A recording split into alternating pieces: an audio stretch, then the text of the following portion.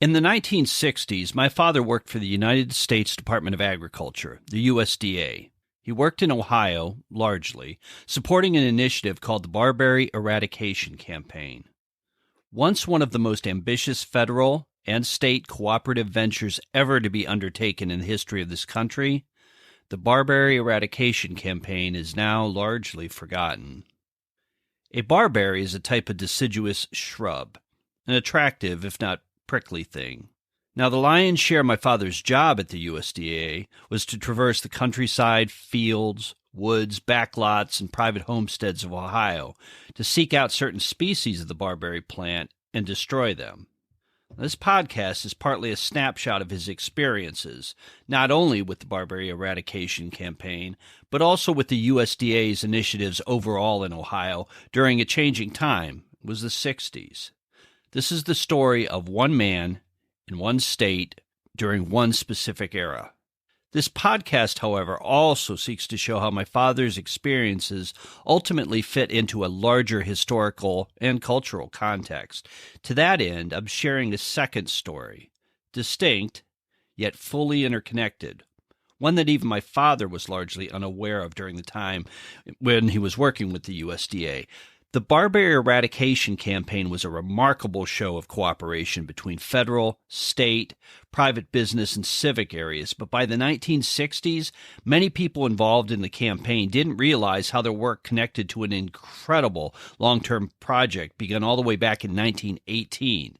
They simply had jobs to do, and they did them well. Overall, this podcast is about change and evolution in the workplace. Changes in philosophies, and society in general. The truth is that much of how my father's work was actually conducted could never happen in the same way again, not in this country. Changes in regulations, communication systems, technology, also shifts in views towards occupational safety, the environment, and basically changing societal norms make the actual job my father did at times seem almost unbelievable, at least from the perspective of today. This contrast was no small impetus in my original desire to take on this story. The other impetus related to strippers and pornography. In the 1990s, I worked second shift as a proofreader, plate maker, and film developer in a pre-press department for a commercial offset printing company. Now, not to stray too far away from the shrubbery into commercial offset printing, but at some point I realized my work at the print shop and my father's work at the government held common elements of the forgotten. Non-digital printing uses what is called a four-color process. Basically, all of the colors in a regularly printed catalog before laser print technology were, and to a large extent still are, made of tiny dots of only four colors.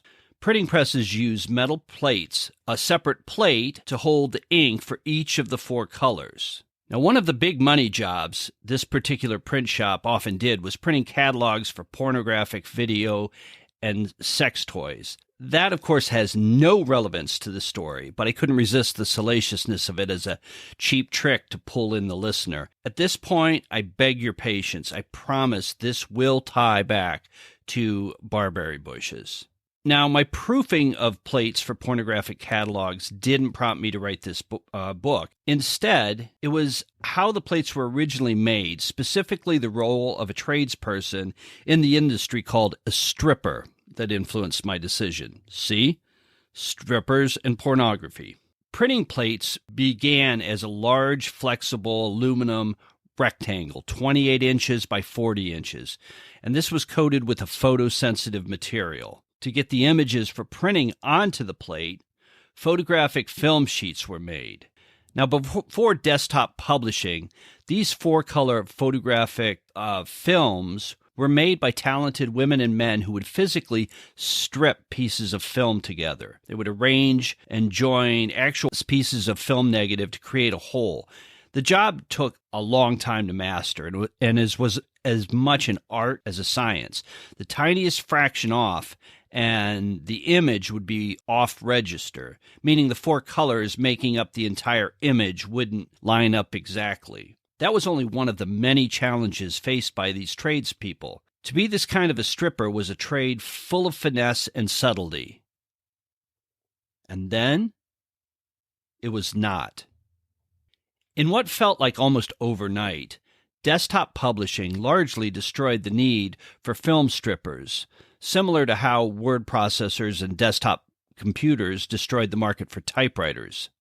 These stripping jobs, once high-paying and well-respected, for all intensive purposes disappeared, or they certainly changed. An entire trade virtually vanished, and people who had never worked at a print shop wouldn't even know. People outside of the industry didn't know what film strippers were before, and after desktop publishing arrived, they didn't know they were gone. I knew because I worked in the industry, if only for a short time, during a pivotal period in printing technology. At some point, I connected the lost art of print shop stripping to the stories of teams of men trudging through snow and thick brush, searching for and destroying bushes. I realized there are slews of worker stories that nobody knows, trades, assignments, and skills that simply vanish. And the more I researched my father's experiences in the 1960s, the more I realized these were stories that largely hadn't been told in any way. In researching this book, I was able to find a wealth of historical documents detailing statistics on Barberry, progress reports on Barberry eradication, the scientific knowledge of the day, and so forth.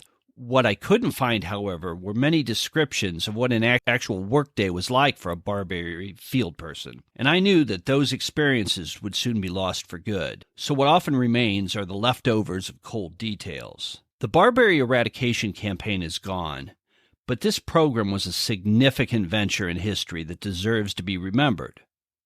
Likewise, the people who conducted this work deserve to be remembered.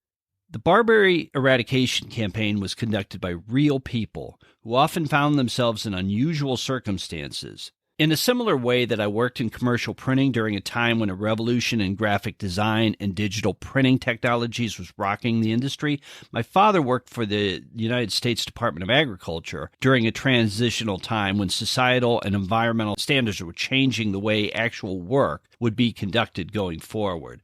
I hope this podcast provides at least a small window into that world before those experiences vanish completely.